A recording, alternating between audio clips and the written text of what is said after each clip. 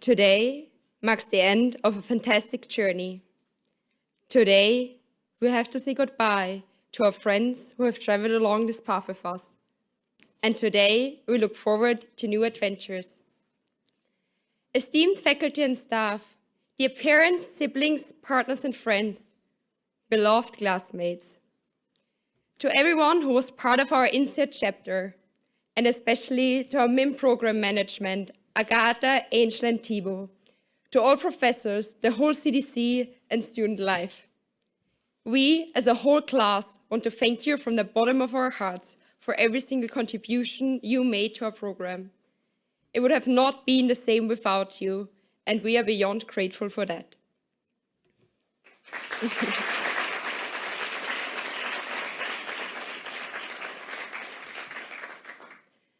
Around 10 months ago, we started an unforgettable journey together in our beloved Fonty, in between the stunning gardens of the chateau and many, many, many empty classes in Glasgow. We built friendships in morning queues waiting for a breakfast croissant at Freddy's Bar and over random lunches at the cafeteria, after which we often listened to the charming tunes of Elias playing the piano. And over the course of the year and many travels to all the different corners in the world, we strengthened those friendships. And in the end, those friendships began to feel like family. Now we find ourselves here at our commencement ceremony and thereby at the end of our INSEAD chapter. So I stand here today and I feel incredibly lucky that we have had the privilege to study here at INSEAD, together as a cohort, but also together as friends. But I also remember all those challenges that came along the way. The struggle to sometimes handle 5 different cultures in one single group project, and I speak from experience, trying to match Indian timelines with the ones of Germans. To sometimes feel lonely being thousands of kilometers away from home and everything that seems to be familiar. And to tackle all those hurdles the pandemic has put us through, from border closings in Morocco to, exotic quarantine places in Abu Dhabi, Vietnam, and Bali, and many more. And I'm proud to see how we have learned to embrace these challenges and how much we have accomplished this year. Looking back to all those touching moments, I'm most moved by the overall legacy we as a cohort have built together. In many ways, although we were the second MIM cohort, we made a lot of firsts. We were the first cohort to not be the first, the first cohort to experience the full MIM program in person on campus, and the first cohort to actually have an in-person commencement. Sorry, MIM'21. But pioneering such a road is often bumpy and requires a lot of patience. And I must say a lot of flexibility with all those last-minute changes. But on the flip side, it also offers a unique opportunity, a blank sheet. And we took that opportunity and we took that blank sheet, but we did not just scribble on it. We painted a legacy picture of being a force for good. And as already mentioned many times before, I want to mention it again because I really think it was truly special to all of us. We kicked off the year with the Funds for Good initiatives empowering women in Afghanistan. Sadly, a country that has to face disastrous conditions at the moment, where the Taliban is eradicating all the progress made in gender equality. The Funds for Good team collected donations for initiatives ranging from webinars to live auctions, where we saw Leon's impressive bartending skills, all the way to musical performances by Elias and Shabangi. As a result, we used our voice to support women to fight for their right to education. And in January, our forward-looking classmates launched the Health Week as the first ever global community event led by MIMS. From burnout to managing stress under pressure, they engaged us in conversations on sustainable performance and stress. We were enriched with the knowledge about the most essential in life, our physical, mental, and social health. motivating us to make one healthier choice a day. In Singapore, environmentalists and athletes came together to initiate the climate run, a fight against global warming. They engaged us to be part of a movement and raised funds for every kilometer ran to compensate for the emissions our program has caused. And one green initiative led to another. We put on our green hats and played Robin Hood. Together, we gathered funds for scholarship for a MIM'22 student to make their dream of studying at INSEAD come true too. We impressed the whole school by achieving the unimaginable, the first ever 100% participation for the Robin Hood INSEAD has ever seen. And thereby we proved, with small contributions of the many, you can completely change the life of one. Ladies and gentlemen, I think this deserves another applause. Woo!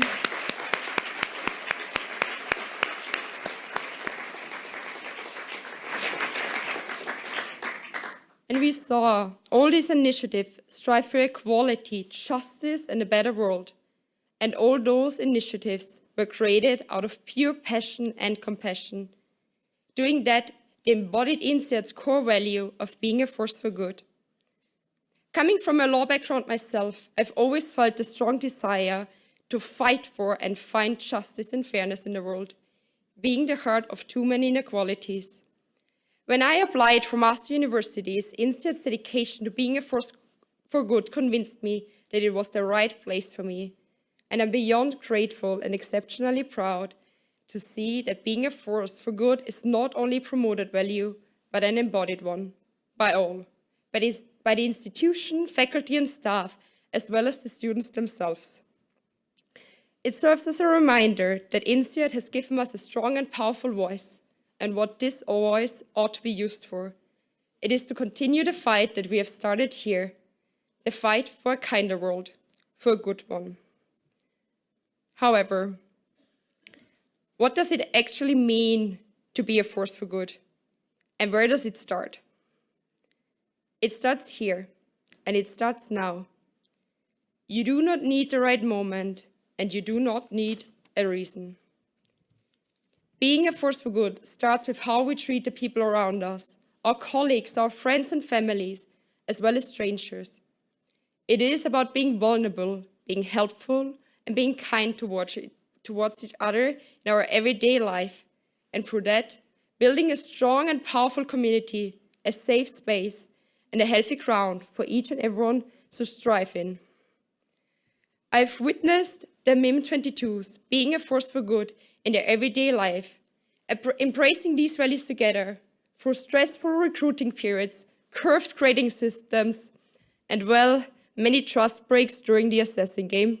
Thanks, Alexo. This year, we have been vulnerable with each other, sharing stories about our failures, despairs, and fears. This openness has helped us to find friends facing the same struggles as we do, and normalized that failing is okay too. This year, we've been helpful with one another, be that with MLO training, case prep training, or a beer after a job rejection. And this year, we've been incredibly kind towards each other. We were patient with each other's differences, peaks and perks, celebrated each other's successes if they were our own, and showed empathy when others needed it the most. See, often you don't need a big actions to achieve a big impact. Often, all you need are little yet powerful actions to greatly influence not only the lives of others, but also our own. Just something as seemingly insignificant as a butterfly flapping its wings, causing a hurricane on the other side of the world. A smile, an act of kindness, can move mountains. So today, we stand here about to receive our INSEAD certificate, or whatever they actually hand us later, and that will mark the end of our INSEAD journey. Tomorrow, we spread out across the whole world, about to open a new chapter in our life, pursuing for what is for many the first job ever. Soon, a lot of us will start the hunt for a first promotion, our first exit, always striving for the bigger and the better.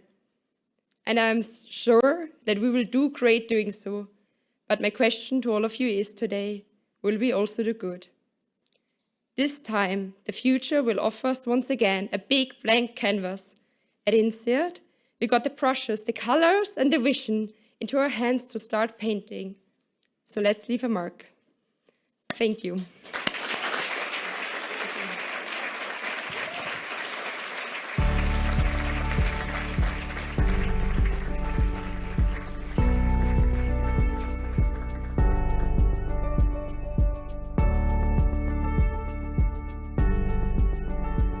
Thank you very much, Gudrun. Let's give her a round of applause again. Very nice speech. Thank you. Our next speaker from the MIM Council are Augusta and David, who've been serving on the Council as part of the Student Life and Human Resources Initiative. Can I please ask them to come forward together and give their address?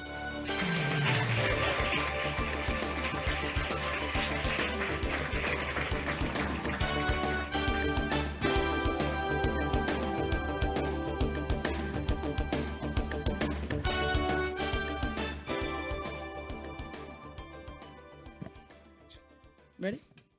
Let's do it.